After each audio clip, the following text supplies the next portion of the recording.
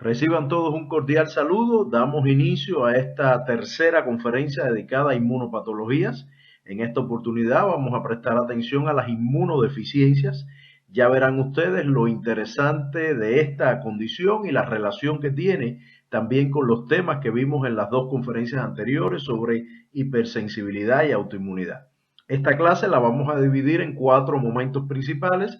Vamos a hablar de las características generales de las inmunodeficiencias. Luego vamos a concentrar la atención en inmunodeficiencias adquiridas o secundarias, posteriormente en inmunodeficiencias innatas o primarias y finalmente vamos a dedicar algún tiempo a intercambiar sobre la citometría de flujo, que es una técnica muy valiosa tanto en investigación como diagnóstico y especialmente en el área de diagnóstico tiene mucha relevancia en la detección de inmunodeficiencias primarias. La actividad del sistema inmunológico, ustedes saben ya perfectamente que depende de muchos elementos. Depende desde la actividad de los órganos linfoides primarios, médula ósea y timo, en lo que se refiere a la ontogenia de los componentes celulares del sistema inmunológico, estos eventos que ya conocen de linfopoiesis, mielopoiesis, que genera una diversidad tremenda de poblaciones celulares y adicionalmente, por supuesto, todo lo que tiene que ver con la actividad efectora, particularmente el sistema adaptativo. Ustedes saben que cursa por una serie de etapas que van desde la propia activación inicial a partir del reconocimiento de antígenos. Los linfocitos B con su BCR reconoce antígenos de manera directa. Los T con su TCR reconoce antígenos presentados por células presentadoras de antígenos. Ya saben que las reinas de las células presentadoras de antígenos son las células dendríticas, que son las únicas con capacidad de activar a los linfocitos T vírgenes. Posteriormente, los linfocitos T activados ya pueden interactuar con otras células presentadoras o con células diana, para el caso de la CD8. Pero inicialmente requieren de la interacción con las células dendríticas. Y después ustedes saben perfectamente que se generan una serie de eventos de activación, proliferación, diferenciación, una serie de mecanismos efectores que hemos ido revisando en la sección 9, de hecho, revisamos los diferentes mecanismos efectores y cómo se activaban en diferentes condiciones por la presencia de patógenos. Y finalmente, y no menos importante, nunca me canso de decirlo, la parte de contracción de la respuesta inmunológica y, bueno, por supuesto, la generación de memoria. Cualquiera de estos aspectos que acabo de mencionar, ya bien sea la génesis y maduración de las células del sistema inmune o todas las múltiples etapas que tienen que ver con activación, actividad efectora, contracción, todos esos elementos pueden ser sujetos de alteraciones que deriven en una inmunodeficiencia. Por supuesto, no escapan alteraciones en la actividad del complemento, la respuesta de anticuerpos e incluso en la actividad de citocinas y quimiosinas. O sea, la alteración, por supuesto, por ejemplo, de la producción de alguna citocina o alguna quimiosina o incluso un daño en sus receptores puede provocar un desequilibrio importante en la actividad del sistema inmunológico. Y aquí, antes de pasar a la lámina siguiente, debo hacer una salvedad que es muy importante. Ustedes conocen de la sección 2, cuando hablamos de inmunogenicidad, hablamos de tolerancia y de cómo el sistema inmunológico es capaz de discriminar aquello peligroso contra lo cual debe reaccionar y aquello no peligroso contra lo cual debe haber una tolerancia. Por lo tanto, la tolerancia significa que el sistema inmune detecta un determinado antígeno y por mecanismos de tolerancia central o periférica simplemente no hay una reactividad. Eso es la tolerancia, que es muy diferente a la inmunodeficiencia. La inmunodeficiencia significa que el sistema inmune ni siquiera puede reaccionar, aunque quiera, aunque la molécula que esté presente sea inmunogénica, aunque sea una situación peligrosa, el sistema inmune no puede reaccionar de manera eficiente. Por lo tanto, hay que hacer una dicotomía importante entre tolerancia, o sea, tener una actitud tolerante. El sistema inmune tolera porque no lo cree peligroso, mientras que inmunodeficiencia es que no reacciona porque no tiene las herramientas adecuadas para reaccionar. Si quisiéramos definir de alguna manera el concepto de inmunodeficiencia, acá lo tenemos. Es un defecto en uno o varios componentes del sistema inmunológico. No tiene por qué estar afectado solo un elemento celular o molecular. En ocasiones son varios componentes y, como verán más adelante, la integración de la actividad del sistema inmune, que por cierto es un tema que debatimos en el primer foro de teoría. Si van al primer foro de teoría, verán cuánto se habló de la integración de la actividad de los componentes del sistema inmune. Pero bueno, como iba a decir, esa integración hace que en ocasiones, aunque solo un componente del sistema inmune esté afectado, eso repercuta en la actividad de otros componentes del sistema inmune. Y veremos varios ejemplos acá, y también en el seminario de esta semana podrán ver varios ejemplos de enfermedades autoinmunes donde el daño está presente en una determinada molécula y eso tiene un impacto o una trascendencia en otros eventos de la respuesta inmunológica. Entonces continúo con la definición: defecto en uno o varios componentes del sistema inmune que afectan la capacidad del sistema inmune de reaccionar adecuadamente en alguna de sus múltiples etapas, ya bien sea la formación de células, la maduración, los eventos de tolerancia central, los eventos de tolerancia periférica, los mecanismos efectores, la interacción a través de citocinas y quimiosinas. Cualquiera de esos eventos puede estar dañado en una condición de inmunodeficiencia. Y por supuesto, esto a la larga trae trastornos importantes en los individuos que en algunos casos pueden llegar a ser graves o incluso pueden atentar contra la vida del paciente. Hay algunas enfermedades de inmunodeficiencia que son bien severas, complejas de tratar. Ahora, aquí mismo, ya desde este momento debemos hacer una dicotomía importante.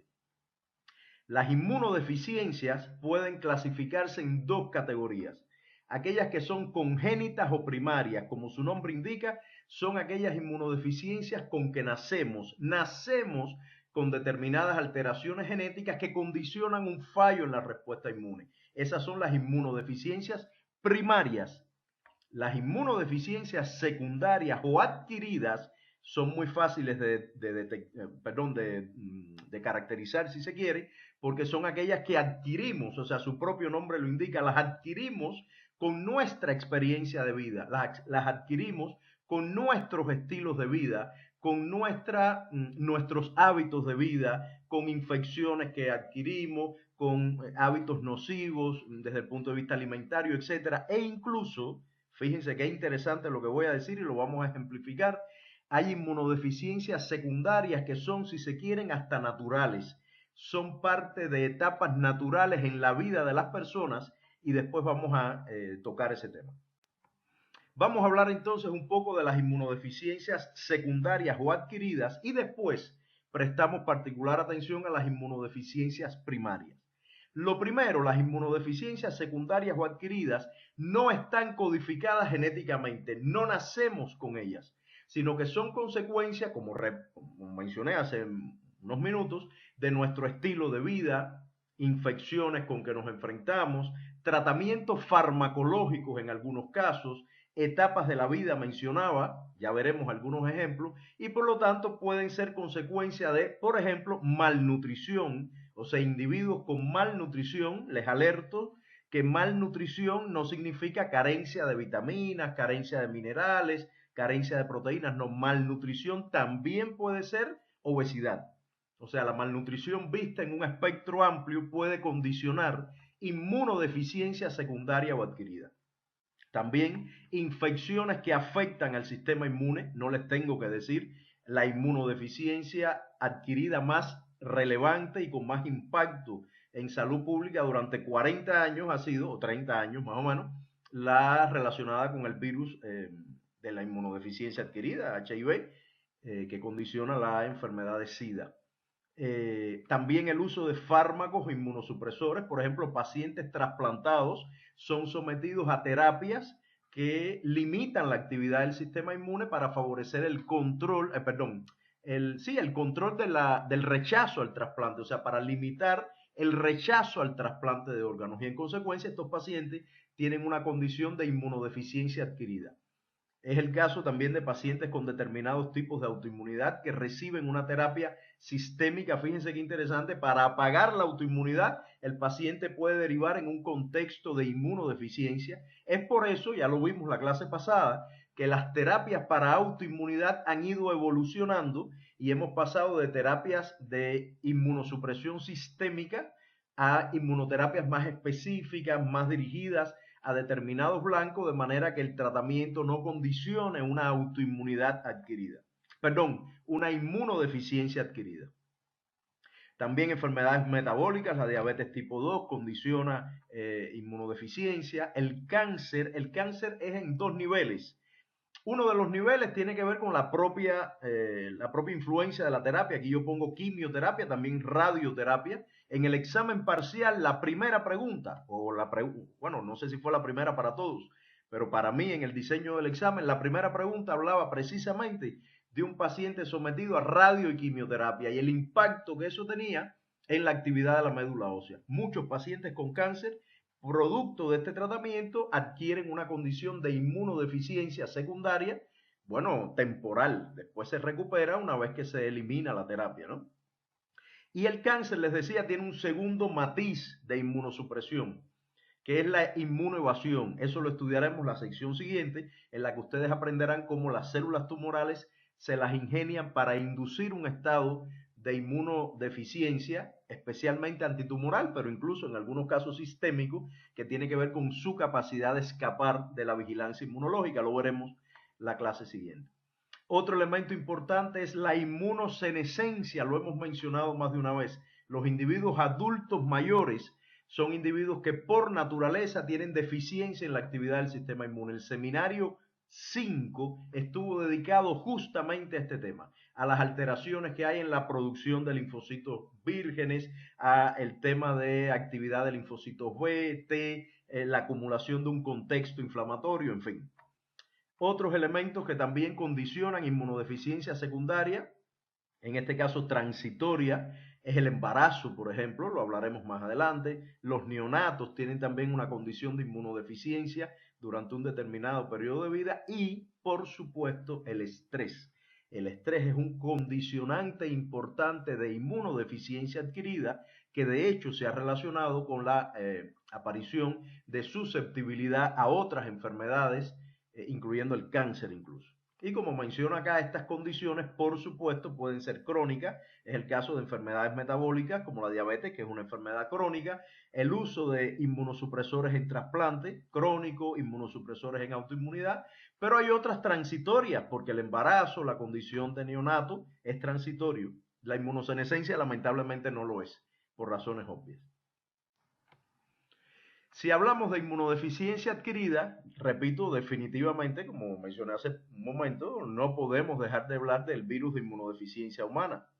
Este es un retrovirus, que es su material genético, es ARN, o sea, tiene su información genética está codificada en moléculas de ácido ribonucleico y ustedes saben perfectamente que este virus infesta a los linfocitos TCD4 fundamentalmente, aunque también tiene capacidad infectiva en macrófagos, células dendríticas, porque algunas de estas poblaciones expresa determinado nivel de la molécula CD4 y puede ser infectado por este virus. Este virus además utiliza algunos correceptores y es interesante, si ven en la imagen superior grande, dice receptor de quemoquina y efectivamente está demostrado que este virus utiliza como correceptor para ingresar a los linfocitos los receptores de quemoquina CCR5 y CXCR4. No sé si han escuchado hablar de estrategias de reconstitución de médula ósea a pacientes HIV positivos a los cuales se les ha hecho una especie de trasplante de médula con células progenitoras, células madres que no expresan el receptor de quemoquina CCR5.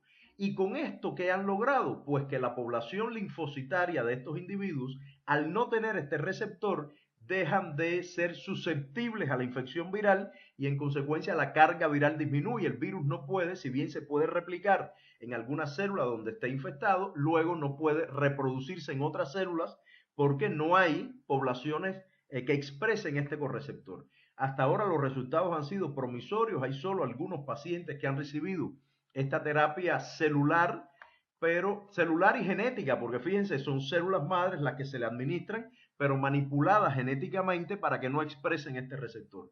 Y decía que, bueno, todavía no se sabe la trascendencia que tendrá esta terapia, porque, bueno, como quiera que sea, un receptor de quimoquina es importante en la actividad linfocitaria y estamos privando a estos individuos de este tipo de señales. Pero bueno, hay un compromiso ahí entre la vida del individuo por la infección con HIV y esta situación de no expresar este receptor de quimoquina. Ya veremos en el mediano y largo plazo las implicaciones que tiene. Bueno, aquí aparece un poco representado el ciclo de vida de este virus. No vamos a entrar en detalle. Ustedes posiblemente en la asignatura de microbiología puedan conocer más detalles, pero hay algunos temas que me parece muy interesante tratar de manera breve. Fíjense que acá a la izquierda aparece representado una serie de eventos que están relacionados con la infección con el virus, por supuesto su entrada a través de las mucosas, que ustedes saben que es la vía principal, también la contaminación a través de la vía sanguínea, por supuesto, y en cualquier caso estos virus, al infectar los linfocitos TCD4, provocan la muerte linfocitaria, es un proceso normal, los virus cuando se replican, generalmente la mayor cantidad de virus, una diversidad importante de virus tiende a matar a sus células hospederos y pues pasar a replicarse a otras poblaciones celulares. Pero resulta que aquí hay algo interesante, cuando las células dendríticas capturan este virus y detectan que hay una condición peligrosa y transmiten la información a los linfocitos TCD8, se activan linfocitos TCD8 citotóxicos que matan a las células CD4, porque el blanco del ataque de los linfocitos CD8 será la célula infectada. ¿Cuál es la célula infectada? Los linfocitos CD4. O sea, la propia respuesta inmune contra el virus genera la condición de inmunodeficiencia a partir de que mata a los linfocitos TCD4. Incluso hay otra situación, bueno, por supuesto se producen anticuerpos que neutralizan el virus, como cualquier respuesta antiviral de las que ya estudiamos en la sección 9, donde vimos los interferones, vimos la actividad de los anticuerpos, la GNK, la CD8, etc. Y fíjense qué interesante, aquí en este otro esquema que aparece a la derecha, que también aparece un poco el ciclo de vida del virus, fíjense que los linfocitos, cuando están en una condición quiescente no activada, pues tienen menos capacidad de replicar el virus. ¿Por qué? La maquinaria genética del linfocito está, digamos, en un dormancy, está dormida, está apagada. Pero ¿qué pasa cuando un linfocito es activado? Cuando el receptor de células T reconoce su antígeno y el linfocito se activa. Cuando recibe señales de citoquina que le dicen al linfocito, despiértate porque debes funcionar, hay una respuesta inmune que depende de ti. Justo en ese momento es el momento ideal para que toda la maquinaria genética del virus se replique, porque en ese momento el linfocito sale de su estado de dormancy y se activa y pone a trabajar su maquinaria genética, y es la que aprovecha el virus. O sea, fíjense qué interesante, de pronto el virus en su acción inmunosupresora no solo condiciona la muerte directa del linfocito, sino que la propia actividad natural del sistema inmunológico facilita la replicación viral, lo cual es bien interesante. Bueno, la replicación viral y el hecho de que los CD4 mueran por efecto citotóxico de los linfocitos TCD8. Es bien complejo este tema y bueno, será objeto seguramente de estudio en otras asignaturas. Aquí está un poco el curso clínico de la enfermedad, los títulos de HIV, o sea, del virus, o sea, lo que llaman la viremia, la carga viral, digámoslo así, es el término que más se utiliza, contrastado con los niveles de células TCD4. Y bueno, por supuesto, un paciente que tenga un tratamiento adecuado, que tenga un estilo de vida adecuado, tiene un tiempo de vida media bien largo. De hecho, no hace mucho se reconoció que un paciente en esas condiciones, que reciba tratamiento, etcétera, tiene un tiempo o una expectativa de vida similar a la población no infectada. O sea que ya se han alcanzado importantes avances en este sentido.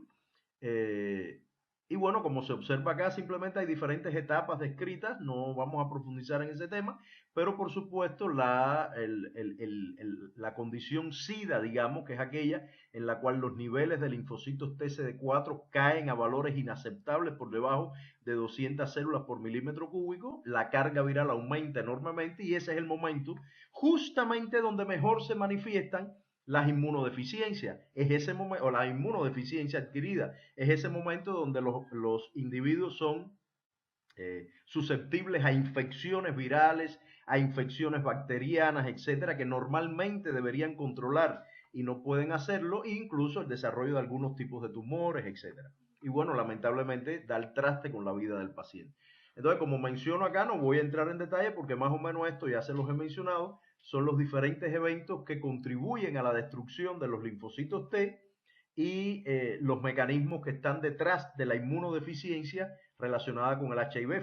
Fíjense que acá al final se menciona incluso no solo una alteración en los linfocitos CD4, sino hasta en los propios macrófagos y células dendríticas. Y esto es muy importante porque obviamente un virus que pueda atacar o que pueda afectar la actividad de las células dendríticas tiene un impacto trascendental en la actividad general del sistema inmune por el rol que ustedes conocen tienen las células dendríticas en la integración del sistema innato y el sistema adaptativo. Otra condición de inmunodeficiencia secundaria o adquirida que mencioné es el estrés.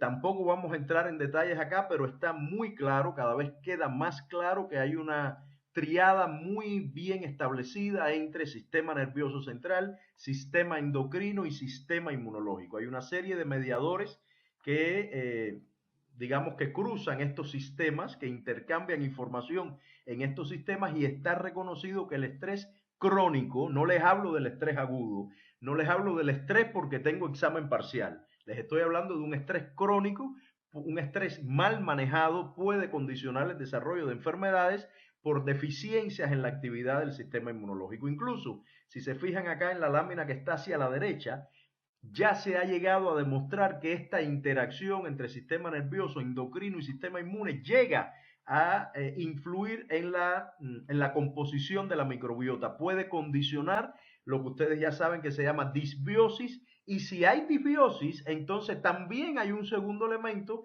que altera la actividad del sistema inmunológico. Ustedes en el seminario número 3, cuando hablaron de microbiota y enfermedades inflamatorias, vieron la relación que existía entre este mundo bacteriano, fundamentalmente bacteriano, y la regulación de la actividad del sistema inmune. O sea que se ha llegado incluso a confirmar ya evidencias que indican que la condición de estrés crónico puede incluso generar disbiosis y eso en consecuencia alterar el funcionamiento de la respuesta inmunológica.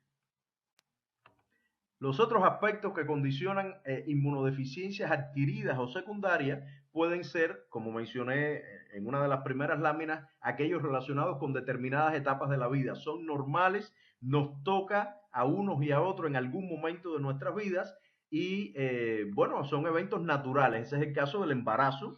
O sea, el feto no es más, como pongo acá, que un injerto halogénico. Es como que a las muchachas les hubieran hecho un trasplante con un órgano halogénico. ¿Por qué? Porque el feto, la mitad de su información genética es del papá y en consecuencia la mamá tendría, o sea, de una manera natural tendería a rechazar esa información genética que, bueno, se manifiesta por supuesto en proteínas, etcétera, o sea, en un mundo antigénico que es desconocido para la mamá.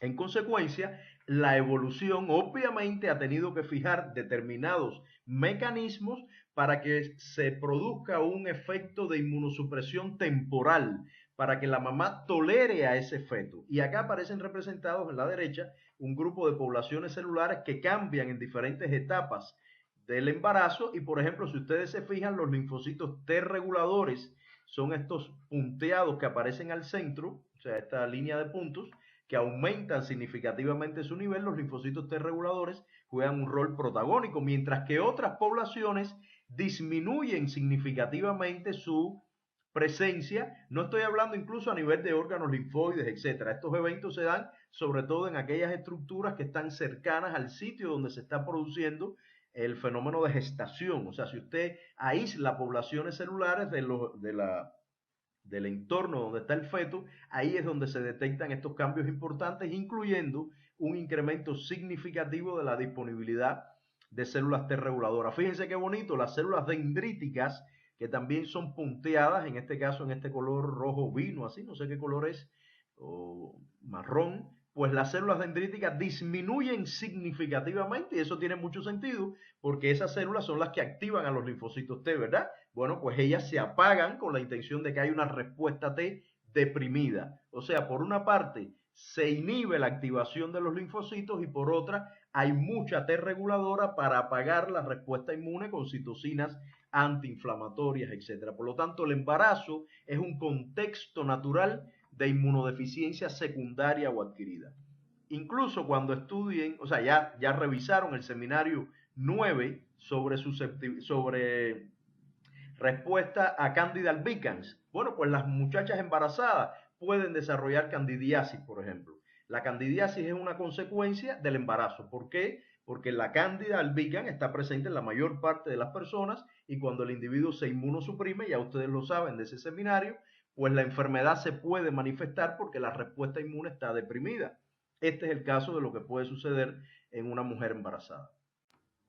En el caso del neonato, hay dos elementos que están contribuyendo a su proceso de inmunodeficiencia natural, digamos. Por una parte, está el hecho de que, bueno, nace con un sistema inmune inmaduro, por supuesto, pasan 1 y hasta 2 años para que haya una madurez adecuada en su sistema inmunológico. Incluso todavía en una etapa temprana de la vida el hígado juega un rol importante en la producción de algunos componentes del sistema inmune, se va transfiriendo esa responsabilidad a otros órganos del sistema inmune, los niveles de anticuerpos son menores, incluso los niveles de anticuerpos, recuerden que están muy ligados al que recibe el neonato a partir de su mamá, incluso durante el proceso de amamantamiento, o sea, en la propia leche materna, y resulta entonces que en esa etapa inicial de vida, por una parte el sistema inmune está inmaduro, la mamá lo provee de herramientas como los anticuerpos, pero llega el momento que ocurre la ablactación, que significa el bebé deja de tomar leche materna alrededor de los 6 meses de vida y asume otro tipo de nutrición y en consecuencia se queda desprovisto de esa fuente de anticuerpos que le proporciona a su mamá.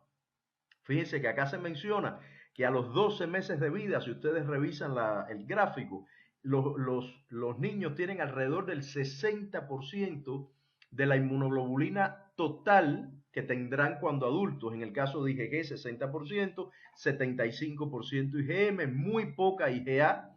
Y por lo tanto, reitero, este contexto de los primeros meses y los primeros 2 años de vida, hasta los 2 años aproximadamente, es un contexto de inmunodeficiencia que tiene que ver con un fenómeno natural en el que influye, por una parte, la propia necesidad de madurar la respuesta inmune y por otra parte, como mencionaba, que el hecho de que ya la mamá deja de cubrir, digamos, algunas necesidades del sistema inmune de su hijo porque deja de amamantarlo, etc. Ahora, la inmunosenescencia también es un evento de inmunodeficiencia secundaria natural, con la única diferencia, lamentablemente, que no tiene reversión, porque todo el que llega ahí, lo único que le queda es echar para adelante en la vida, por supuesto. Entonces, la inmunosenescencia, no voy a hablar mucho, ya hubo un seminario en la sesión 5 dedicado exclusivamente a la inmunosenescencia y ustedes saben que hay eventos ligados a la falta de linfocitos T vírgenes, obviamente porque el timo está absolutamente involucionado, se acumulan linfocitos T exhaustos, o sea, linfocitos T que ya cumplen su rol y que están en una fase terminal de su función.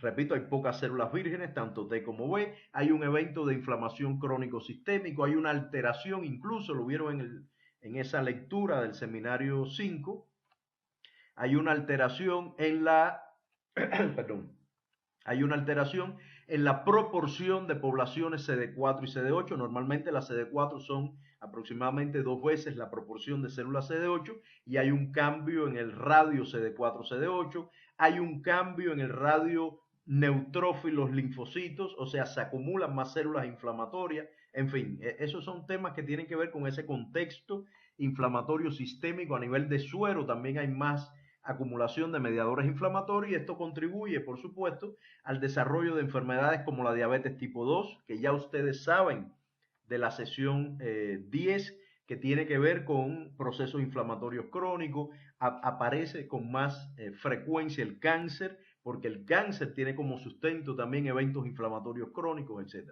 Entonces esta es una etapa de vida, digamos, donde de manera natural se presenta una inmunodeficiencia secundaria, pero que no es transitoria como el caso del embarazo o de la condición del neonato.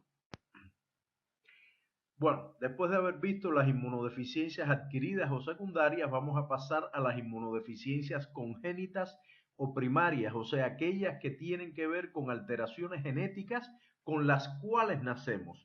Por supuesto, este tipo de enfermedades se diagnostican usualmente en niños que muestran una predisposición a padecer infecciones. Después hablaremos un poco más sobre las características de estos niños y cómo los médicos olfatean un poco la presencia de una posible inmunodeficiencia. No obstante, ya lo mencioné anteriormente y no me cansaré de decirlo, aunque se habla de inmunodeficiencias, algunas alteraciones genéticas en el sistema inmunológico condicionan el desarrollo de autoinmunidad, inflamación crónica y cáncer, precisamente porque hay una hiperreactividad al estar bloqueados o afectados los mecanismos de contracción de la respuesta inmune. Y como menciono acá, incluso en algunos casos se trata de trastornos multisistémicos. Ese es el caso del síndrome de George, que es una condición genética en el cual los niños tienen una lesión en el cromosoma. O sea, ni siquiera se trata de un gen que está alterado, que es lo más común que sucede, ya lo veremos, sino que se trata de la lesión de una porción del cromosoma donde se afectan, por supuesto, muchos genes. Y tiene como consecuencia una importante, una severa depresión en la presencia de linfocitos y la actividad, por supuesto, de linfocitos T, pero además, como son muchos genes los que están alterados, se producen también defectos cardíacos, hipocalcemia, insuficiencia velofaringea, o sea, hay daños morfológicos, digamos, y incluso dice que son susceptibles a esquizofrenia estos pacientes.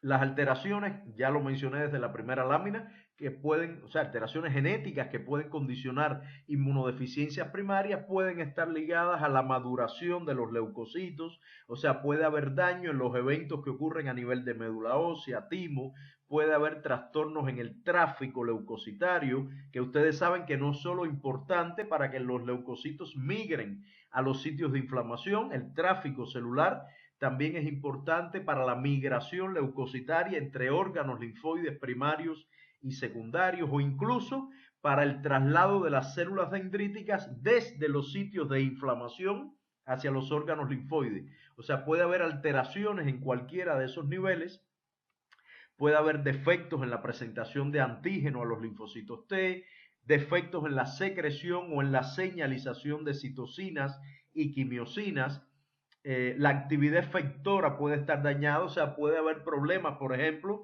en la actividad del complemento, en moléculas que median la citotoxicidad, deficiencias en granzimas, perforinas o incluso en los anticuerpos que se imaginan la trascendencia que tiene este tipo de alteraciones. También pueden haber cambios en la actividad de contracción de la respuesta inmune, que es lo que les decía. Si se afecta la contracción de la respuesta inmune, hay una hiperreactividad, o sea, a pesar de que es una inmunodeficiencia, la manifestación clínica es una hiperreactividad y e incluso, como menciona, también puede haber combinación de algunos de estos temas, que tiene que ver con lo que les mencionaba. En ocasiones puede haber un defecto en un gen determinado y eso tener trascendencia a otros eventos de la respuesta inmunológica por la integralidad que hay a la hora de funcionar la respuesta inmune y eso, sobre eso estaremos insistiendo en otros momentos a lo largo de la clase. Y bueno, aquí se representan dos condiciones, digamos, extremas de inmunodeficiencia. Los niños que son SCID, ahora los veremos más adelante, que tienen inmunodeficiencia severa combinada. Estos niños, por ejemplo, lo verán incluso en el seminario de esta sesión, pueden tener defectos en la actividad de la enzima RAC. La enzima RAC, ustedes saben que es muy importante recombinando el receptor de antígenos B y el receptor de antígenos T. Si esta enzima no funciona, si un individuo tiene noqueado, o sea, tiene apagado por determinada razón una mutación, el gen que codifica a la enzima RAC, entonces los linfocitos T y B no podrán reordenar sus receptores de reconocimiento de antígeno. Y como no tienen receptores de reconocimiento de antígeno, cuando llega tanto en médula como el timo el momento de la selección positiva, lo primero que se evalúa es si hay receptores contra antígenos. No hay, los linfocitos se mueren. Por lo tanto, estos niños nacen sin linfocitos T ni linfocitos B. Debo aclarar, lo veremos más adelante en una tabla, que hay diferentes tipos de inmunodeficiencias severas combinadas. No siempre se afectan los linfocitos T y B, a veces se afectan las T y las NK, o a veces se afectan T, B y NK, dependiendo de dónde está ubicada, desde el punto de vista del curso de la maduración leucocitaria, dónde está ubicado el daño genético. El que mencioné de RAC afecta a T y B, pero hay otros daños genéticos que pueden afectar toda la linfopoiesis y por lo tanto no hay T, no hay B, no hay NK, etc. Esta otra imagen que está en la parte inferior es la condición contraria. Son niños IPEX. Ya cuando hablamos de autoinmunidad, yo mencioné a los niños IPEX, que tienen una condición de autoinmunidad severa, hipersensibilidad multiorgánica, etc. O sea, hay mucho daño a nivel sistémico. ¿Por qué? Porque estos niños IPEX no tienen FOXP3. Y ustedes saben que la molécula FOXP3 es un factor de transcripción clave en la función de los linfocitos T reguladores, tanto los que vienen del timo como los que se producen en periferia. Y entonces estos niños nacen sin linfocitos T reguladores. Y como no tienen T reguladoras, entonces los mecanismos de contracción de la respuesta inmune, de control de la inflamación, pues no existen, no están activos o al menos están muy deprimidos y en consecuencia es una inmunodeficiencia que deriva en un trastorno autoinmune de hipersensibilidad con daño sistémico. Y bueno, es lo que acabo de decir, o sea, podemos contrastar estas dos condiciones. Son niños que nacen con inmunodeficiencias severas, pero en un caso se manifiesta, como aparece acá, con niños que tienen que estar aislados por lo menos hasta que se le haga un tratamiento de trasplante de médula que repercuta en que, bueno, se resuelva esta condición. Habría que trasplantarles células que sí tienen adecuada actividad de la enzima RAC, por ejemplo, si es que se tratase de niños con defectos en la enzima RAC, mientras que, o sea, tendría que estar aislado del ambiente, mientras que los niños IPEX, la situación que tienen es al revés, tienen una hiperreactividad por deficiencia en los mecanismos de tolerancia, de control, de contracción de la respuesta inmune. Y es por eso que se puede presentar esta imagen. A mí este esquema me parece muy ilustrativo. Fíjense, estamos presentes, o sea, estamos visualizando dos condiciones de inmunopatológicas que son teóricamente contradictorias. O sea, alguien que no tenga conocimientos básicos de la respuesta inmune puede asumir que se trata de eventos absolutamente contradictorios, ¿no? La autoinmunidad se caracteriza por tener, y esto es importante, ya lo vimos, porque hay diversos genes involucrados, generalmente hay una predisposición genética y el desarrollo de la enfermedad tiene mucho que ver con influencia ambiental. Eso de manera general, ya lo vimos la sesión anterior. Y la inmunodeficiencia es una condición en la cual generalmente hay un único gen alterado, es monogénica y además tiende a ser recesiva, por suerte, lo que disminuye significativamente el número de pacientes con estas enfermedades. Puede estar ligada al cromosoma X o ser autosómica. Si está ligada al cromosoma X, como la herencia que aplica es la mendeliana básica, pues las mujeres que porten esta inmunodeficiencia generalmente no la padecen. Ese es el caso de los IPEX. Es una deficiencia en FOXP3 que está en el cromosoma X, ¿ya? Por lo tanto, las madres no padecen la enfermedad, pero sus hijos varones sí la padecen. ¿Por qué? Porque la madre aporta un cromosoma X y el padre aporta el Y, pero como es una enfermedad recesiva, en la mamá no había problema porque ella tiene otro cromosoma X que resuelve esa deficiencia. Pero el papá lo que aporta es un cromosoma y por lo tanto el hijo varón tiene un cromosoma X con el gen dañado y el cromosoma Y que no puede resolver esta condición de deficiencia genética y por lo tanto los hijos varones son los que manifiestan la enfermedad. Ya verán en la clase y en el seminario que hay algunos ejemplos de inmunodeficiencia que tienen delante la palabra X, X-linked, o sea, conectado al cromosoma X. Todo lo que diga X-linked es una condición que la padecen fundamentalmente los hijos varones. Las madres solo son portadoras y los hijos varones padecen la enfermedad. Entonces, repito, acá hay dos condiciones que lucen contradictorias: hiperreactividad, daño a los tejidos propios, e inmunodeficiencia, incapacidad de tener una reacción adecuada ante la presencia de una condición peligrosa. Sin embargo, hay un punto de merge, digamos, donde hay una compenetración entre ambos tipos de condiciones, o sea, hay enfermedades que comparten ambas condiciones, digamos, y es el caso de las inmunodeficiencias que se manifiestan con autoinmunidad. Ejemplo, IPEX, defecto en FOXP3, la manifestación clínica es autoinmunidad. Defecto en CTLA4, la manifestación clínica es autoinmunidad. O sea, son defectos inmunológicos que tienen que ver con la contracción, el apagado de la respuesta inmune. Cuando no está, la manifestación clínica es la autoinmunidad. Todo lo contrario es si se ve desde la perspectiva de la autoinmunidad.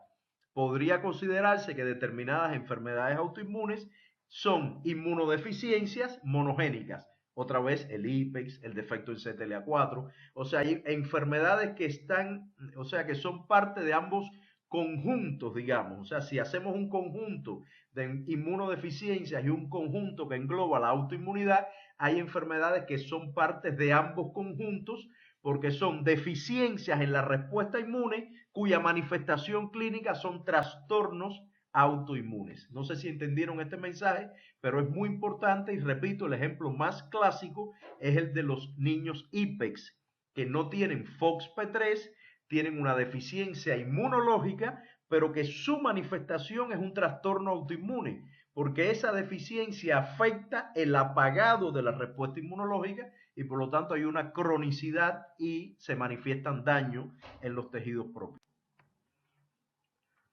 Bueno, entonces volvemos al tema de la inmunodeficiencia y ya les he dicho más de una vez que los daños genéticos que ocasiona la inmunodeficiencia pueden tener diversos orígenes. Pueden estar a nivel de la génesis y maduración leucocitaria, en la activación de los linfocitos, el tráfico leucocitario, los mecanismos efectores, en fin. Son muy diversos los daños posibles, pueden estar a cualquier nivel de la activación o respuesta inmunológica. Por supuesto, aquellos que ocurren en eventos más tempranos tendrán una trascendencia mayor. ¿A qué me refiero? Veremos ejemplos. Aquellos daños que ocurren en la ontogenia linfocitaria, como el que le mencioné, RAC, puede tener un impacto muy significativo. O sea, los individuos que no tienen la enzima RAC, no tienen linfocito T, no tienen linfocito B, es una trascendencia mayor, es un daño muy severo, porque ocurre en una etapa muy temprana de la génesis de la respuesta inmune. Pero, por ejemplo, más adelante pondremos el ejemplo, valga la redundancia, de individuos que lo que tienen es un defecto en la producción de IgA. Y bueno, por supuesto, no quiere decir que eso no sea importante, que no tenga una implicancia, que no afecte la respuesta a nivel mucosal, porque la IgA es muy importante, nadie lo duda, pero se imaginan la diferencia que hay entre no tener ningún linfocito B o no tener ningún linfocito T o, por ejemplo, no tener IgA. Y esos son dos eventos genéticos que tienen que ver con inmunodeficiencias, pero que ocurren en situaciones extremas. Uno ocurre muy temprano en la ontogenia leucocitaria a nivel de médula, mientras que otro ocurre más tardío en el momento que el linfocito B tiene que cambiar de clase hacia IgA y no puede hacerlo. O sea, mientras más tarde sea, mirando, cuando hablo de temprano y tarde, hablo si nos hacemos una línea de tiempo de los eventos que van desde que la célula nace hasta que tiene actividad efectora. Los daños que ocurren en el nacimiento de la célula, por supuesto, tienen una trascendencia mucho mayor que aquellos que ocurren en la etapa final donde la célula tiene que ejecutar una determinada acción. ¿Está bien? Y bueno, este recuadro rojo dice algo que ya mencioné respecto a que están ligados generalmente al cromosoma X, son recesivos, aunque pueden estar en autosomas, o sea, en cromosomas que no estén ligados al sexo, pero los del cromosoma X abundan bastante y repito, en general, por suerte, se trata de genes recesivos. ¿Está bien? Ese es el problema que sucede con las mamás, repito. Como la mamá tiene dos cromosomas X, tiene dañado un gen, pero tiene el otro gen en el otro cromosoma que funciona y suple esta deficiencia. Pero en el caso de los niños varones, no lo tienen, si está ligado al cromosoma X, el niño varón solo tiene un cromosoma X y en consecuencia manifiesta la enfermedad. La mamá es portadora, pero el hijo manifiesta la inmunodeficiencia. Bueno, es prácticamente obvio que les diga que los individuos con inmunodeficiencias tienen particular susceptibilidad a las infecciones. Y este es un tema muy importante porque para el médico tratante, olfatear o sospechar una potencial inmunodeficiencia precisamente tiene que ver con el tipo de infección que típicamente, valga la redundancia, tiene el niño. Incluso en ocasiones se trata de niños que cursan con diversas infecciones o infecciones leves que se complican, requieren, que normalmente son leves y requieren, sin embargo, hospitalización, tratamiento en UCI, etcétera. Repito, en base a estas características de la infección que desarrollen estos niños, el médico podrá sospechar que está ante la presencia de un niño con inmunodeficiencia. De hecho, inmunodeficiencia primaria. De hecho, lamentablemente, en muchas ocasiones los niños van de hospital en hospital, de ingreso en ingreso, sin tener un diagnóstico definitivo, lo que tiene, por supuesto, un impacto significativo en la calidad de vida del niño, de la familia y también, por supuesto, en consumos de recursos por el sistema de salud. Por eso es muy importante que los médicos estén atentos a determinadas señales que vamos a mencionar después y que dan indicios de una potencial inmunodeficiencia primaria. Esta tabla es muy bonita porque aquí están comparados, por ejemplo, las manifestaciones que tanto clínicas, o sea, perdón, la susceptibilidad a infecciones como algunas evidencias clínicas que hacen indicar o sugerir deficiencia en la actividad de células B o de células T. Primero, respecto a la susceptibilidad de infecciones, bueno, en dependencia de la población que falta, así será el tipo de bacterias, virus, etcétera, la que es más susceptible el individuo. Ustedes ya conocen de la sección 9 que el sistema inmune no lanza todo su herramental, sino que dependiendo del tipo de patógeno, así será el mecanismo efector y por lo tanto la deficiencia en células B generalmente se manifiesta con algunos tipos de infecciones y la deficiencia T con otros tipos de infecciones comunes, digamos. Sin embargo, en lo que refiere, por ejemplo, a los niveles de anticuerpos en suero, miren qué comparación tan interesante. La ausencia de células B definitivamente provoca la ausencia en la función o en la presencia de células B, no quiere decir que no haya células B, puede haber un tema funcional. Puede provocar, evidentemente va a provocar reducción en la cantidad y la calidad de los anticuerpos, eso es obvio. Sin embargo, miren lo que sucede en la deficiencia de células T, en la que los niveles de anticuerpos pueden ser normales o incluso pueden estar reducidos. ¿Cómo es posible, profesor? Si las células T no producen anticuerpos, efectivamente no producen anticuerpos, pero contribuyen a la instrucción a las células B. La célula B produce mejores anticuerpos en función del mensaje que recibe de la célula T. Es por eso que yo les he repetido que cuando falla algún elemento de la respuesta inmune puede tener repercusión en otros componentes de la respuesta inmunológica. Si se habla de la prueba de TH, que la vimos en la clase número 3, cuando hablamos de, no, perdón, la número 10, cuando hablamos de hipersensibilidad, recuerden que hablamos que la DTH era una prueba de hipersensibilidad para detectar actividad del linfocito T. Por lo tanto, estará afectada, o sea, estará reducida la generación del mensaje en esta prueba, de la señal cutánea que se produce en esta prueba. Si hay deficiencia en la célula T estará reducida y en la célula B estará normal. Y bueno, también aquí aparecen algunos defectos que se pueden identificar de tipo morfológico en los órganos linfoides, etcétera, tipo histológico, estudios de otro nivel que evidencian deficiencia en las células T o células B. Repito, lamentablemente en muchas ocasiones el tratar solamente la condición que tiene el niño y no explorar más allá puede hacer que niños estén sometidos a tratamientos sistemáticos por múltiples infecciones, cuando en realidad la solución está en el diagnóstico y tratamiento, en caso que sea posible, por supuesto, de una alteración genética que condiciona una inmunodeficiencia primaria. Aquí hay algunas señales de alerta que pueden hacer al médico pensar que el niño tiene alguna inmunodeficiencia primaria. No las vamos a leer, por supuesto, las pueden revisar ustedes posteriormente cuando estudien esta presentación.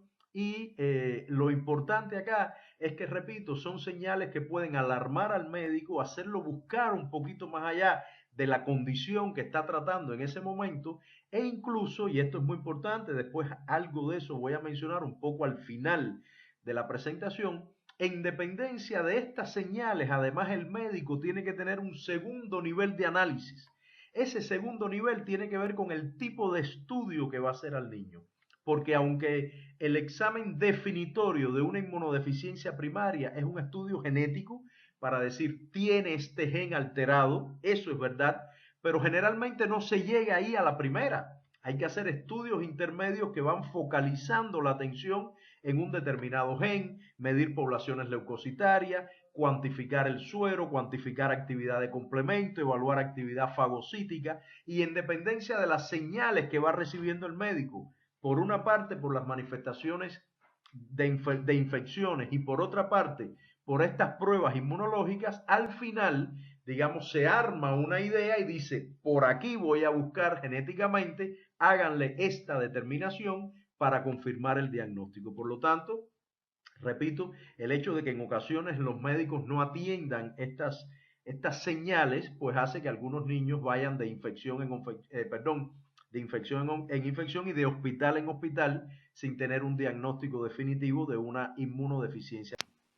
Uno de los temas que sin duda hace más complejo el diagnóstico de las inmunodeficiencias primarias es algo que ustedes ya conocen perfectamente, y es cuán coordinada está la actividad del sistema inmune. O sea, el sistema inmune más que nada es una red de interacciones celulares y moleculares en la que de una u otra manera la actividad de cada uno de estos componentes está influenciada por la acción de otras. ¿Y esto qué relevancia tiene en el tema de la inmunodeficiencia primaria? Bueno, pues resulta que en ocasiones las manifestaciones clínicas que el médico es capaz de detectar en un paciente, o incluso las determinaciones de laboratorio que se hacen, son el reflejo no de un daño en la célula o en la molécula que directamente se está midiendo, sino que son el reflejo de una alteración que ocurre a otro nivel en el sistema inmunológico. Por ejemplo, en este gráfico que estamos viendo en este momento, que ya ustedes conocen, imagínense que es posible que ocurra un determinado daño a nivel de un componente celular del sistema inmune innato. Imagínense que hay un daño en la célula dendrítica. Una alteración en la función de la célula dendrítica tiene una repercusión en los linfocitos T, tiene una repercusión en la capacidad de la célula T de instruir a la célula B, y por lo tanto de pronto un individuo puede tener una alteración en la producción de anticuerpos y el problema no está en la célula B, el problema no está en la célula T, el problema de pronto estaría en la célula dendrítica. Fíjense, a eso me refiero con lo complejo que en ocasiones resulta el llegar a un diagnóstico certero de una inmunodeficiencia primaria. Hay un ejemplo muy significativo. Imagínense que un paciente tenga una deficiencia en la expresión de la molécula CCR7. ¿Qué cosa es CCR7? Es un receptor de quimiosina. Esta molécula es la que permite que la célula dendrítica migre del tejido periférico hacia los órganos linfoides secundarios, a los ganglios linfáticos. Y entonces parece algo menor, porque uno dice, bueno, es una deficiencia en una molécula que tiene que ver con el tráfico leucocitario, a lo mejor no es tan grave. Bueno, resulta que sí es muy complicado, porque si esa molécula falla, la dendrítica no llega de manera eficiente a los órganos linfoides secundarios, no se activa la respuesta T, no se activa el fenómeno de instrucción TB y no se producen adecuados anticuerpos. Entonces, fíjense cómo un evento, una alteración en determinado aspecto de la respuesta inmune puede trascender a otros eventos de la respuesta inmunológica más distales, de tal manera que usted está detectando en un paciente una sensibilidad a determinados patógenos y detecta, por ejemplo, que esto tiene que ver con una alteración en los tipos de anticuerpos que hay en sangre, en la clase de anticuerpos que hay en sangre. Y resulta que el problema no está en los anticuerpos, ni en la célula B, ni en la célula T. El problema puede estar en la dendrítica. A eso me refiero con la complejidad en el diagnóstico y a eso me refiero con cuán conectada está la interacción entre todos los actores de la respuesta inmune, lo que implica, repito, que una deficiencia en uno de ellos pueda tener una trascendencia en otros aspectos de la respuesta inmune. En este caso, por ejemplo, estoy mostrando un experimento de citometría de flujo y entenderán al final de la clase a qué me refiero cuando hablo de citometría de flujo. Y se trata, por ejemplo, de dos inmunodeficiencias primarias diferentes. En el primer caso, se está midiendo en el recuadro de la izquierda, se está midiendo la presencia de linfocitos B con dos marcadores moleculares, CD19 y CD20. En este caso, la proporción de célula B que se está indicando es de 0,2%. En sangre debe haber alrededor de 10-15% de linfocitos B. Sin embargo, este individuo es prácticamente deficiente en su totalidad en la presencia de células B en circulación. Esta enfermedad, por ejemplo, es la llamada aganmaglobulinemia. ¿Cómo se manifiesta? Se manifiesta con que el individuo prácticamente no tiene anticuerpos en sangre. Y cuando van a ver que no tiene anticuerpos en el suero y miden la población de célula B, se encuentran que efectivamente no tiene linfocitos B que produzcan a los anticuerpos. Esta es una enfermedad, por cierto, ligada al cromosoma X, ya hemos hablado al respecto, tema de predisposición genética en las mujeres y de manifestaciones clínicas en los hijos varones, generalmente. Entonces, este es el caso de la gamma-globulinemia. Sin embargo, hay una condición que es la que está en el recuadro de la derecha, que es una inmunodeficiencia severa combinada ligada al cromosoma X. En este caso se mide la molécula CD19, que también tiene que ver con linfocitos B, y CD3, que ustedes saben perfectamente que tiene que ver con células T. En este caso, no hay absolutamente ningún linfocito T en circulación. Este paciente no tiene células T. Sin embargo, sí tiene muchas células B. Fíjense que en este paciente, en vez de haber un 10% de células B en sangre, hay 98%. Hay una cantidad extraordinaria de células B, porque claro, no hay células T y por lo tanto la proporción se desvía completamente a células B. Y ustedes pueden pensar que este paciente no tiene problema ninguno en los anticuerpos, porque imagínense, tiene muchas células B. Bueno, pues resulta que también tiene defectos en los anticuerpos en suero. ¿Por qué? Porque la célula T es muy importante para instruir al linfocito B. Y por lo tanto, este paciente, aunque tiene muchas células B, la capacidad de producir anticuerpos de gran calidad y donde ocurre el fenómeno de cambio de clase está muy empobrecida porque no ocurre la instrucción TB. Entonces, repito, con estos dos gráficos de citometría de flujo, le estoy haciendo notar que una misma manifestación en el suero, que es ausencia o defecto significativo en la presencia de anticuerpos, puede tener dos orígenes completamente diferentes. Puede ser un defecto en la célula B o puede ser un defecto en la célula T. Entonces vamos a ver algunos ejemplos generales de inmunodeficiencias que tienen que ver con defectos en determinados eventos de la respuesta inmune. Por ejemplo, a nivel de sistema inmune innato, pueden haber defectos que están ligados al tráfico leucocitario, a la activación, a la función del sistema. Respecto al tráfico, aquí hay algunos ejemplos de pacientes con deficiencia en moléculas como integrinas que tienen que ver con el tráfico celular. Respecto a la activación, deficiencia en Toll-like receptors, como ustedes saben perfectamente, son receptores de patrones moleculares asociados a patógenos y a peligro. Y en lo que se refiere a defectos funcionales, por ejemplo, en el recuadro rojo superior se habla de la granulomatosis crónica.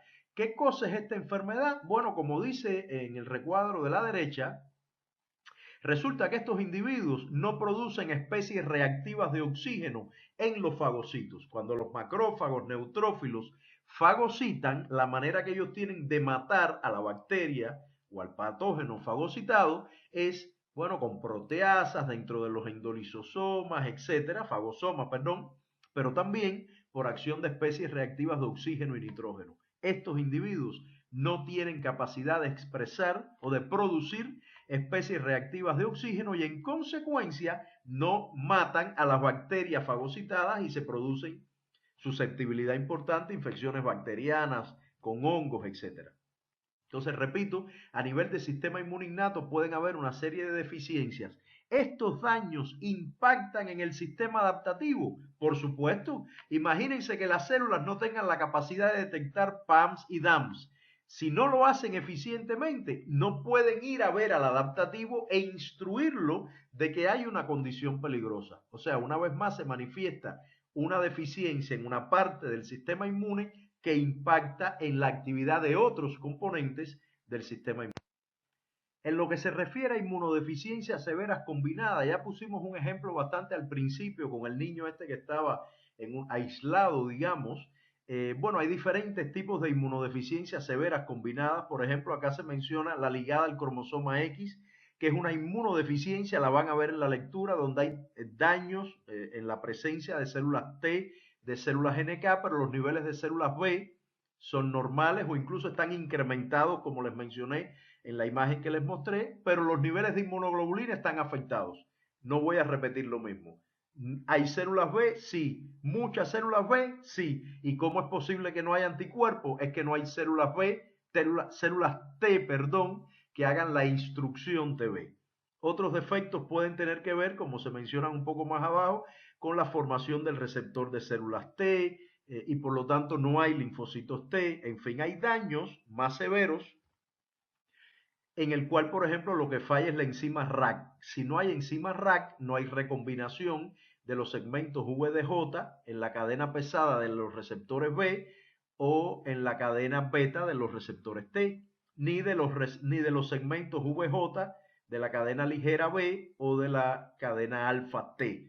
Como no hay, en resumen, ni receptor T ni receptor B, en consecuencia, en los eventos de selección positiva que ocurre en el timo, entonces al no haber receptores, los linfocitos T y B se mueren en esa etapa temprana y por lo tanto no hay células T y B maduras en la periferia.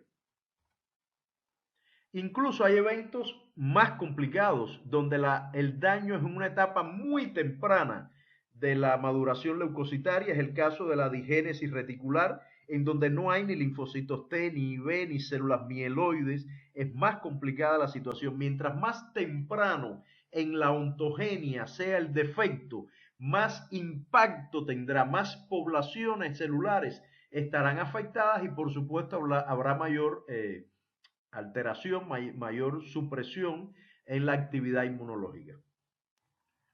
Aquí está un poco representado lo que hablábamos hace un momento de inmunodeficiencias severas combinadas, pero con ejemplos concretos. Por ejemplo, acá la redundancia, pacientes que no tienen linfocitos T y la razón está encerrada en un recuadro rojo, es que no tiene molécula CD3. La molécula CD3 es muy importante en la transducción de señales al núcleo. Tiene varias cadenas. Individuos con deficiencias en algunas de las cadenas de CD3 no tendrán linfocitos T porque la célula T es no funcional, no transduce señal al núcleo y por lo tanto se muere en el evento de tolerancia a nivel de timo. También puede haber un defecto en CD25. No sé si recuerdan, en la clase 6 hablamos de que la interleuquina 2, el linfocito T, cuando se activa, secreta una citoquina muy importante que es la interleuquina 2. La interleuquina 2 asegura supervivencia y proliferación linfocitaria. Y su receptor es trimérico y dentro de las cadenas que tiene, o sea, tiene tres cadenas. Una de ellas es CD25. Si no hay CD25, el receptor reconoce interleuquina 2 con muy poca afinidad y por lo tanto la supervivencia linfocitaria está dañada y por supuesto hay un daño importante en los linfocitos T. Puede haber una condición, que es la que van a ver en el artículo, donde falla una cadena de un receptor de citosina, también de interleuquina 2, pero otra de las cadenas, y no hay ni linfocitos T ni NK. El daño es mayor. puede ser que fallen los RAC, como habíamos dicho, una mutación en alguna de las enzimas recombinasas, entonces no hay ni T ni B, pero sí hay NK, porque las células NK no necesitan la recombinación de RAC. O, bueno, como mencionamos, daños más severos, donde puede ser que no haya ningún linfocito, ni T, ni B, ni NK, que es una condición obviamente más complicada. De pacientes que tienen una enfermedad que se llama síndrome hiper-IgM. O sea, este es un síndrome también ligado al cromosoma X, o sea, las mamás lo portan y lo padecen los hijos varones, en el cual en el suero lo que hay es esencialmente anticuerpos IgM. ¿Es por un defecto en las células B? Para nada. Resulta que estos individuos tienen una mutación no funcional en la molécula CD40 ligando. Esta molécula está en el linfocito T y es muy importante, no sé si recuerdan, en la segunda señal, la interacción CD40 ligando con CD40 que está en la dendrítica. Pero esta interacción también ocurre entre el T y el B y ocurre entre las T y los macrófagos. En otras palabras, no hay una correcta instrucción TB. Y la célula B, como no recibe una correcta instrucción, ella hace lo que puede. Y lo único que puede hacer es secretar anticuerpos IgM. No ocurre cambio de clase. Ella secreta IgM y por eso en el suero esencialmente lo que hay son anticuerpos de tipo IgM. El daño no está en la B, está en la célula T, pero tiene una trascendencia a la producción de anticuerpos. El gráfico de abajo es un poco para complementar lo que habíamos visto. La molécula CD69 indica activación de linfocitos T. Los linfocitos T se activan, sí, expresan CD69, pero lo que no expresan es la molécula CD40 ligando, que por cierto, ya les he dicho que a los inmunólogos les gusta ponerle dos nombres a la misma molécula. También se llama CD154, pero es lo mismo. En cualquier caso, repito, son pacientes que tienen daño en la producción de anticuerpos cuando su problema está en los linfocitos T.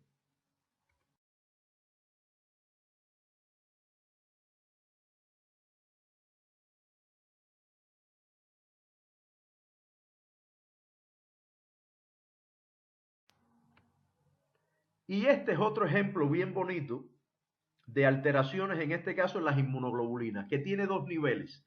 Hay niveles más severos de alteración, en la cual de pronto hay enfermedades como la gamma globulinemia, ya lo habíamos mencionado, donde simplemente no hay linfocitos B y no se producen anticuerpos. Las células B están muy deprimidas y apenas hay inmunoglobulinas en suero. Pero hay una condición menos complicada, que son estos ejemplos que aparecen debajo, en el recuadro azul, en el recuadro celeste, donde aparecen daños en las clases de anticuerpos. O sea, el linfocito B está, produce anticuerpos, pero no puede producir IgA, por ejemplo, o no puede producir IgG2, que es una subclase de inmunoglobulina G. Esto digamos, una enfermedad que debe ser tratada, que puede tener consecuencias, por supuesto que sí. Pero se imaginan la diferencia que hay entre no tener célula B o no tener un tipo de clase de anticuerpos determinado que se puede suministrar con suplementos alternativos, digamos. O sea, por eso les decía que los daños que ocurren en la maduración linfocitaria a nivel de médula o de timo son más dramáticos en lo que se refiere al impacto global que aquellos que ocurren en eventos más de la actividad efectora, como es el caso del cambio de clase. No es que la IgA no sea importante y por supuesto estos pacientes son susceptibles a determinados tipos de infecciones, pero al menos producen algún tipo de anticuerpos. Lo único que no tienen IgA. ¿Está bien? O IgG2 y así diferentes clases o subclases pueden faltar. Y el otro evento que les quería mencionar tiene que ver también con trascendencia entre diferentes fenómenos de la respuesta inmune. Este es el caso de la presentación de antígenos, daños en la presentación de antígenos a los linfocitos T. Se imaginan que si se afecta la maquinaria de procesamiento y presentación de antígeno, habrá un impacto muy significativo sobre las células T. Y en esta maquinaria puede fallar no solo la molécula de MHC1 o MHC2, sino además múltiples moléculas que están asegurando que se procesen los antígenos, se trasladen al surco de MHC, MHC se expresa en membrana, son una serie de moléculas que no estudiamos a profundidad cuando estudiamos el complejo principal de histocompatibilidad, ni el procesamiento y presentación de antígenos, no lo vimos en detalle, no lo vamos a ver ahora en detalle, pero sepan que hay muchas moléculas involucradas y que más de una puede fallar e impactar negativamente en el procesamiento y presentación de antígenos a los linfocitos T. Y también puede haber fallos de tipo funcional. En este caso hay una enfermedad, por ejemplo, que se llama linfohistiocytosis hemofagocítica, muy grave enfermedad, puede dar al traste con la vida de los niños que la padecen, y su defecto está en la producción de perforinas, que es una molécula clave en la actividad citotóxica de los linfocitos CD8, las células NK, y por lo tanto, bueno, impacta en la actividad de estas células significativamente. Es importante que esta enfermedad también se puede diagnosticar por citometría de flujo.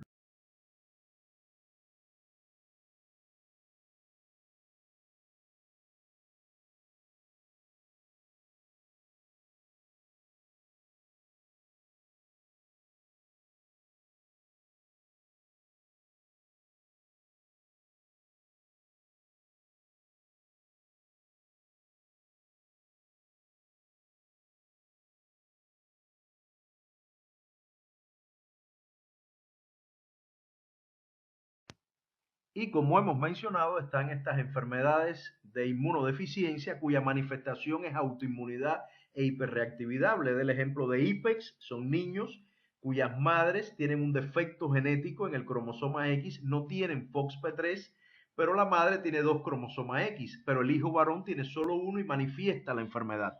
En este caso, también en el gráfico de citometría de flujo se muestra el resultado. Fíjense en el gráfico donde dice control normal. Encima a la derecha hay una población pequeña de células que está ausente en los pacientes IPEX. Esos son los linfocitos T reguladores. Y hay una cosa bien interesante.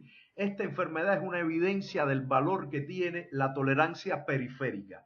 O sea, en estos niños el timo y la médula están perfectos, hacen selección clonal, eliminan clones autorreactivos, pero obviamente ustedes saben que clones autorreactivos que reconocen antígenos propios con baja afinidad salen a periferia. ¿Y quiénes los controlan? Los T reguladores que están en periferia o que vienen del timo o que están en periferia. Este niño no tiene linfocitos T reguladores porque no tiene molécula FOXP3 y en consecuencia no puede tener tolerancia periférica, que ustedes saben que es activa, es una tolerancia inhibitoria que ejecutan las células T reguladoras.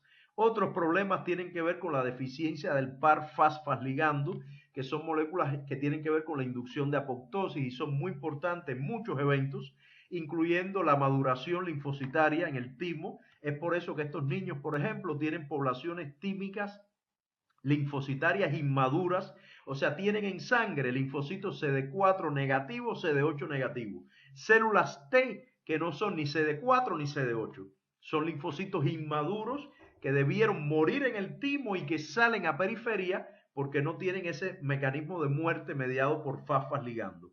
Y también, por supuesto, la haploinsuficiencia de CTLA4. CTLA4 es una señal negativa para los linfocitos y si no está presente, los linfocitos se mantienen con actividad crónica. Ya verán cuando hablemos de cáncer cuánto vamos a utilizar esta molécula porque la inmunoterapia de cáncer está aprovechando el bloqueo de las señales negativas a los linfocitos. Si usted bloquea CTLA4, el linfocito contra la célula tumoral estará activo más tiempo y podrá ser más eficaz. Pero ese es un tema que trataremos en la sección siguiente. Por ahora, vamos a quedarnos con que la deficiencia de FOXP3 y de CTLA4 condiciona una hiperreactividad porque los mecanismos de contracción de la respuesta inmune están afectados.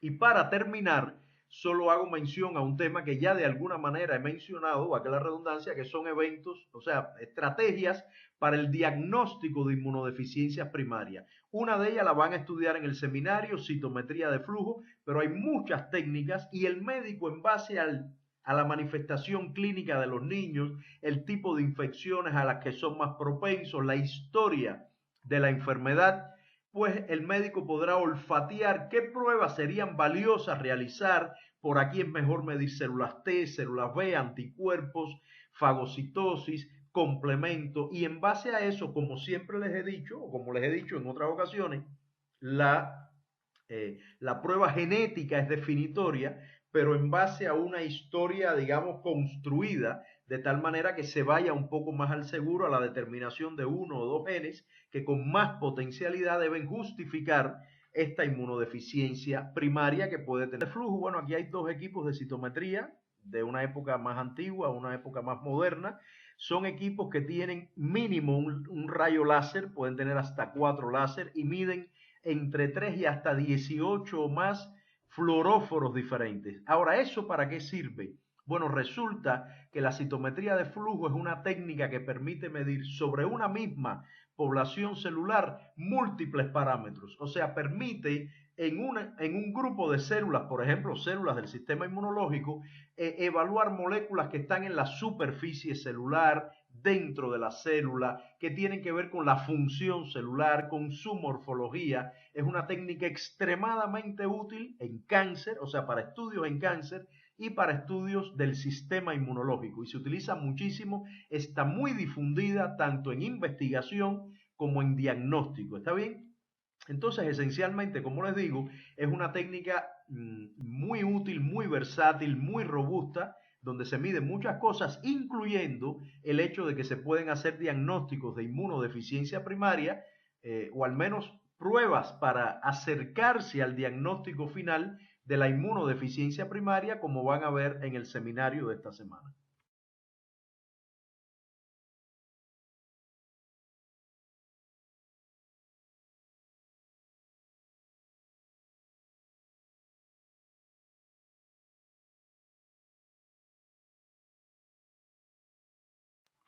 Les decía, tiene al menos un rayo láser, las células están en suspensión, usted extrae la sangre, puede procesar esa sangre o incluso usar la sangre entera después de lisar los eritrocitos. Generalmente se eliminan los eritrocitos y esa suspensión celular se pasa por el equipo. El rayo láser que tiene, cuando interactúa con las células, se desvía en dependencia del tamaño de la célula y de la complejidad celular. ¿Está bien? Las células más grandes o más complejas. ¿Qué significa complejidad? Que tengan gránulos en su interior, que tengan dendritas, que tengan núcleos multilobulados. Todos esos son elementos que desvían ese rayo láser y generan dos parámetros. El parámetro forward scatter, que tiene que ver con tamaño celular, y el parámetro size scatter, que tiene que ver con complejidad celular. Aquí aparece este gráfico, lo hemos visto muchas veces a lo largo del curso, ahora lo van a entender mejor. FSC es Forward Scatter, significa el láser se desvió en dependencia del tamaño celular. Y SSC significa Size Scatter, el láser se desvió en dependencia de la complejidad celular. ¿Qué células son redondas, pequeñitas y más simples? Los linfocitos. Por eso están en la población más abajo, o sea, más hacia abajo y más hacia la izquierda. La población intermedia son monocitos macrófagos, son un poco más grandes y tienen lóbulos, son más complicados, las membranas son más complejas, no son redondeadas, y la población más hacia arriba son los granulocitos, que tienen núcleos multilobulados, tienen gránulos en su interior, ¿comprenden? Entonces, en base al tamaño y la complejidad celular, el citómetro de flujo ubica las células en posiciones diferentes. Ahora, este gráfico no lo van a ver en la lectura, porque este gráfico es el primer gráfico que genera un citómetro. Después de eso, usted tiene que decirle al equipo, perfecto, ahora yo voy a estudiar los linfocitos, los monocitos, las dendríticas o los granulocitos, y en base a eso utiliza fluoróforos unidos o no a anticuerpos monoclonales. Entonces, si usted esa población de leucocitos le añade, por ejemplo, un anticuerpo monoclonal contra la molécula CD4, entonces el citómetro identificará dentro de todas las células aquellas que expresan la molécula CD4. ¿Cómo lo identifica? Bueno, ese mismo láser, además de desviarse, excita el fluoróforo que está unido al anticuerpo monoclonal me refiero. Como lo excita, el citómetro sabe que esas células que de pronto están brillando como consecuencia del fluoróforo son los linfocitos TCD4 y le dice a usted, mira, dentro de todos los linfocitos, el 20% son CD4 porque yo veo que emiten fluorescencia. O sea, eso el citómetro no lo sabe. Eso lo sabe usted porque usted sabe qué anticuerpo adicionó y sabe ese anticuerpo qué moléculas reconoce. Como les dije anteriormente, la citometría permite detectar moléculas que están en la superficie de la célula, pero también en el interior de la célula. O sea, moléculas que tienen que ver con digamos, la caracterización fenotípica, si una célula es T, si es B, si es monocito, si es dendrítica, pero también tiene que ver con la función. Y ya vimos el ejemplo de la determinación, por ejemplo, de perforinas, o también se pueden medir señales intracelulares de citocinas, etcétera. Y bueno, gracias a eso se puede sacar un gráfico como este que les mostré desde la primera clase, en donde utilizando anticuerpos monoclonales, usted puede decirle al citómetro, quiero que me digas de estas poblaciones cuántos hay de neutrófilos, de basófilos, de NK, de células B, utilizando anticuerpos monoclonales que el citómetro le puede decir qué porcentaje es cada población de las que usted está estudiando. Por ejemplo, aquí se están midiendo dos moléculas diferentes.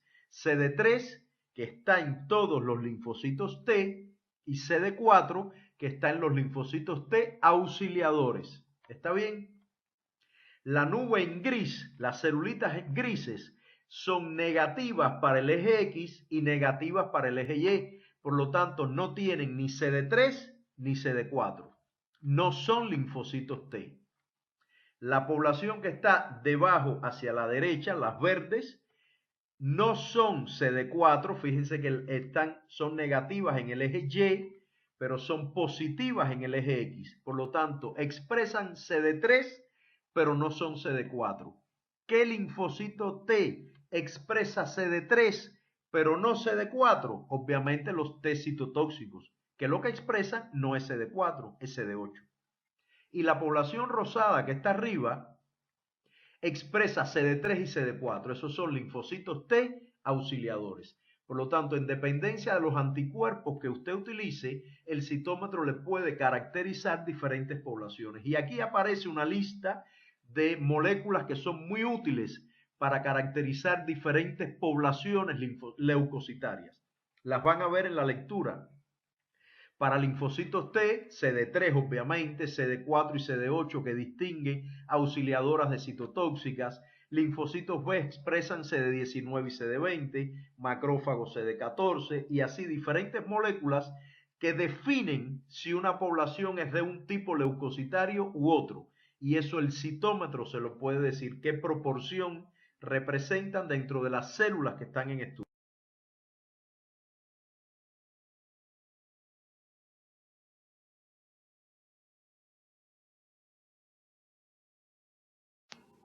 Terminamos entonces esta clase y también los contenidos de inmunopatologías, hipersensibilidad, autoinmunidad, inmunodeficiencias, donde han tenido la oportunidad de ver las características particulares de cada una de estas condiciones, pero también los elementos que todas ellas tienen en común. De hecho, revisamos estas interesantes condiciones en donde la inmunodeficiencia realmente repercute en una hiperreactividad por fallos en los mecanismos de control de la respuesta inmune. Las clases por venir, inmunooncología e inmunoterapia, dan cierre a los contenidos teóricos del curso de inmunología básica. Como siempre, les deseo que todos estén muy bien de salud y que tengan éxitos en las actividades de evaluación que están por venir.